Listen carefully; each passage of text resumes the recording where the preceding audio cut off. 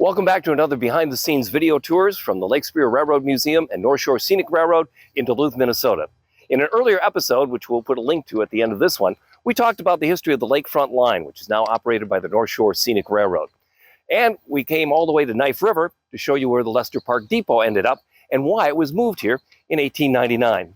The freight house was added later, but the depot itself, Knife River, well, they were building the Alger Smith Lumber Company right on the other side of the depot, and they had the Duluth and Northern Minnesota Railway. Now, Russell Alger was born in Michigan, and during the Civil War, he led the Michigan infantry and became a general, and quite famous, by the way. When he came back to Michigan, he got into politics, was a U.S. Senator, was governor of the state of Michigan for a while, was Secretary of War in the McKinley administration in Washington, D.C., and was a lumber baron. He started logging in 1868 and was one of the first logging operations to use railroads to gather the trees from the landings and take them to the sawmills. He was a pioneer. But by the 1880s and early 1890s, most of the tall timber in Michigan was logged off by this time. But Alger Smith Lumber Company, now as it's called, they were thinking ahead. They actually bought a lot of land in northern Minnesota, in St. Louis, Lake, and Cook counties. It too had tall timber. So in 1889, they started moving the operation from Michigan over here, completing it in 1898. And they brought the engine across the lake on a barge from Grand Marais, Michigan, to build the railroad. That's when, a year later, in 1899, the Knife River Depot is moved from Lester Park in Duluth out here so it can now serve two railroads. One on this side, the Duluth and Iron Range, and one on the other side, the Duluth and Northern Minnesota. The depot had fallen into disrepair. In fact, it was an eyesore. It was an attractive nuisance. It was a danger to be around. There were holes in the roof, the floor had given way, and the freight house was even worse. It's what the community of Knife River did to rally and save their incredible depot and preserve their railroad history. And we're going to go inside and see what they've done. And I'm going to introduce you to Paul von Gertz, who was a good friend and led this community effort. He organized people to come and paint and repair, and I just think that they've done a wonderful job. Well, hi, Ken. Come on in. Thank you, Paul. Let me show you what we've been up to. Well, it is marvelous. You and your group have saved this old depot. Tell me a little bit about it. It has two waiting rooms. Why was that? Well, that's a good question, and I have a good answer for you, Ken. Right now, we're standing in the depot agent's office, which is I portray the depot agent. It looks something like this, except he was much smaller. And so he would, on either side, he had a waiting area.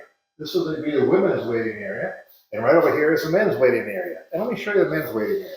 I think it's very interesting. This building was originally built in 1886 as the Lester Park Depot, but now it's here in Knife River. Yeah, and here's our men's waiting area. So you can tell it's missing some things, but what happened, Ken, is the reason for the two waiting areas is this goes back to 1900. These loggers are kind of rough and crude people. They went into the woods in November and came out in April and probably never saw bar soap. And so the women preferred to have their own waiting area and the men theirs. When passenger service started to decline, there was a road that went from downtown to Lester Park. And so train service really dropped off. And they then decided they did not need two waiting areas. So they removed the men's but kept the women. So now, from that point on, the women's waiting areas serve both men and women. And how did the community come together to save all this? Well, this was actually, again, quite by accident. We started our Heritage Center in 2016, but we were gifted a fishing tug that had long ties to Knife River from the Lake County Historical Society.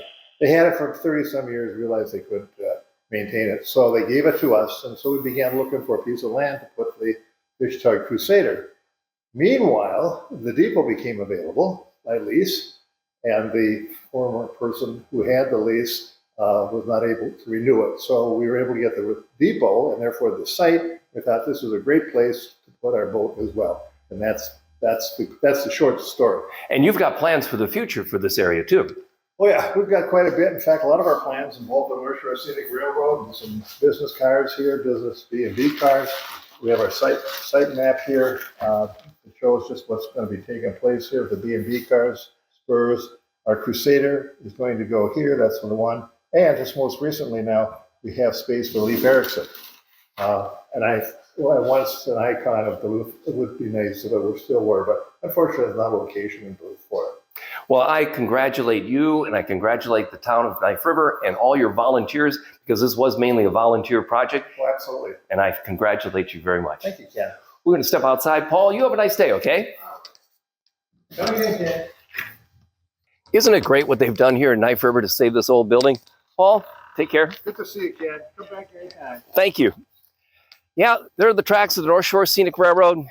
This is the old Lester Park depot from Duluth. It was built in 1886. It was originally used as a commuter line to develop the property in what became Lester Park, which was owned by the Duluth and Iron Range Railway. So, of course, they were running commuter service to the land that they were selling for houses.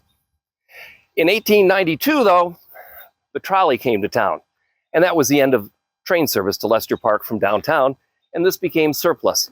So, when the Alger Smith Company needed to have a depot and in Knife River for their logging operation, and the Duluth and Iron Range could take those logs to the sawmills on Rice's Point, they moved the depot out here, and here it sits today.